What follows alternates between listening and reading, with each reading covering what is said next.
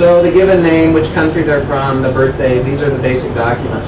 Sometimes, this is another trick, immigration will write additional annotations here on the back of the form when the guy enters, or girl, or whatever. You'll forgive me, I say guy for everything, you know. Are we politically correct here? You know what that means? Are we okay? Can I just say what I say? So anyway, they may write something like, not valid for change of status on the back. Not valid for, you know, student status or, you know, whatever. So they may add some additional notes here about what can be done with this I-94. No extension, you know, things like that. Rude things, usually. It's not a good thing to have notes on the back there. So when you ask your employees for copies of the I-94, it's a good idea to ask for front and back. And that way you know 99% of the time there's not going to be anything back there. It's going to look just like this, blank. But sometimes you may be surprised there's a little note back there that could make a difference. Okay. I'm ready for the next slide. All right, go ahead.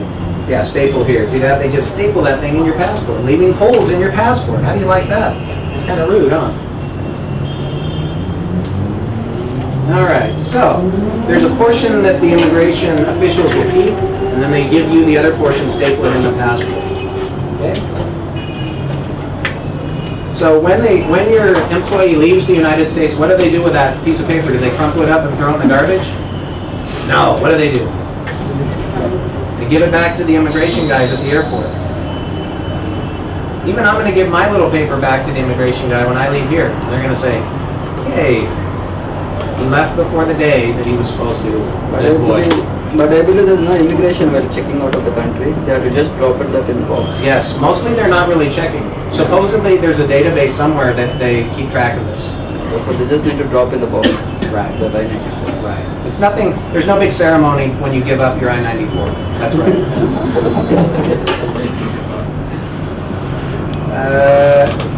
Yeah, sometimes if you're traveling from Canada or Mexico, which are contiguous to United States, there's a little bit different process. They may not even ask you for your I-94. You can just keep it for leaving up to 30 days sometimes. On I-94. Yes. Questions on the I-94? Okay, that's good. If they don't leave the card there, what do they do? What? If they don't give the card, send the card back. If the employee keeps it, Yeah. probably nothing will happen. You could even lose it, maybe nothing will happen.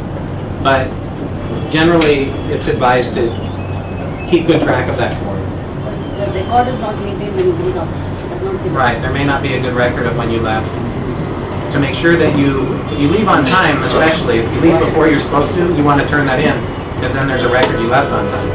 There's actually an address provided where you can send the I-94 cards by post. I think it's in London. If something happened. So that's a good thing. Other questions? There is a tracking, I'm told.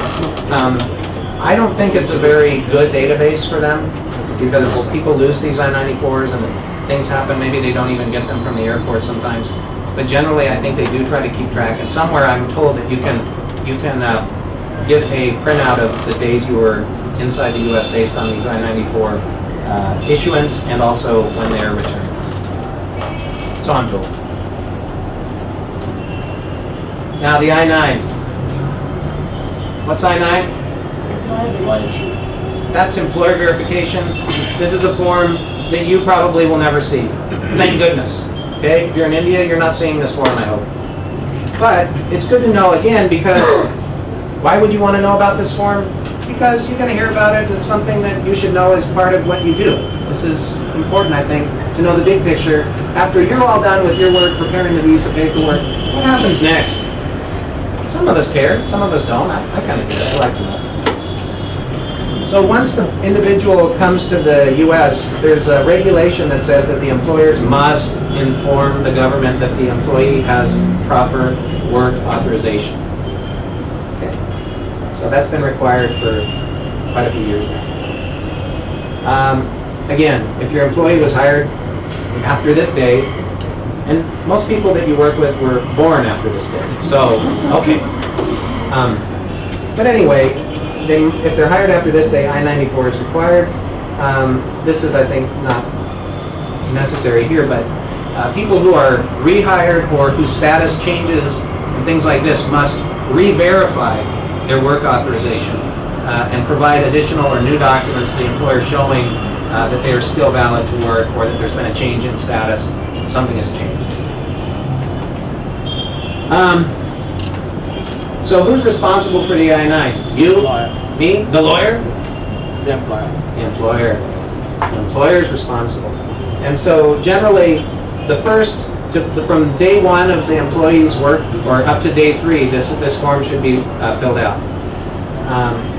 If it's not completed within the 3 days, there needs to be some kind of exception or a good reason. And there's all kinds of rules and regulations around I-9 compliance that we're not going to talk about. But generally, you should know, within 3 days, that thing's got to be filled out from the time they start. What documents qualify for verification? The visa stamp?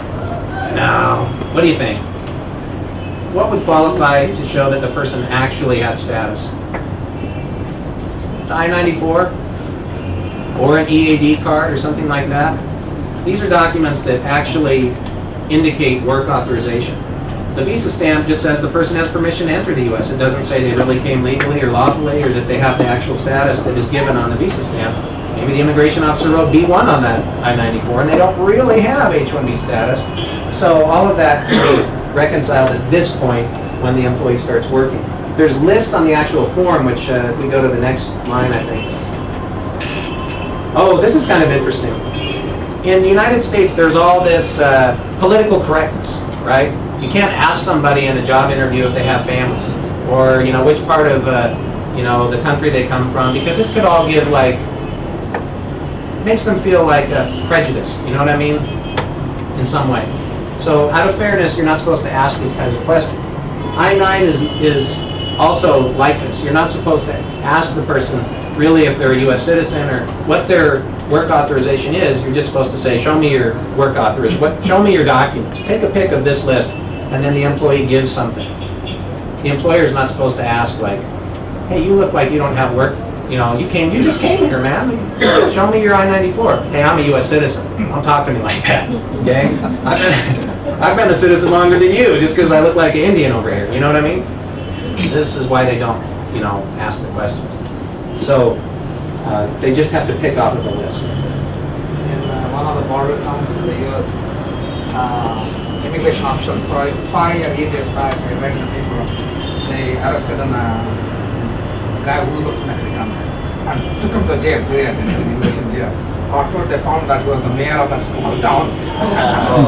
It's true. It's true. Yeah.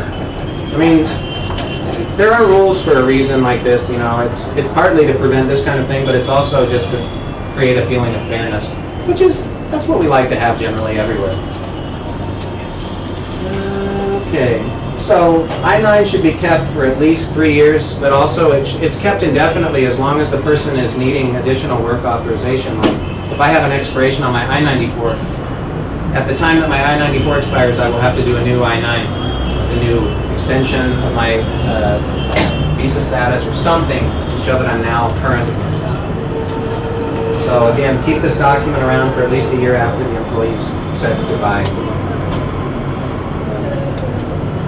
Yeah, these are kind of minimal compliance problems. If the employer has several offenses, if they've not complied, you can see that the amounts, the penalties become quite large. So generally, they want to do a good job and make sure that they're doing all of this very regularly. This is not an area that I work in a whole lot, but I do help employers stay compliant. And Umesh has created a software to help employers handle this.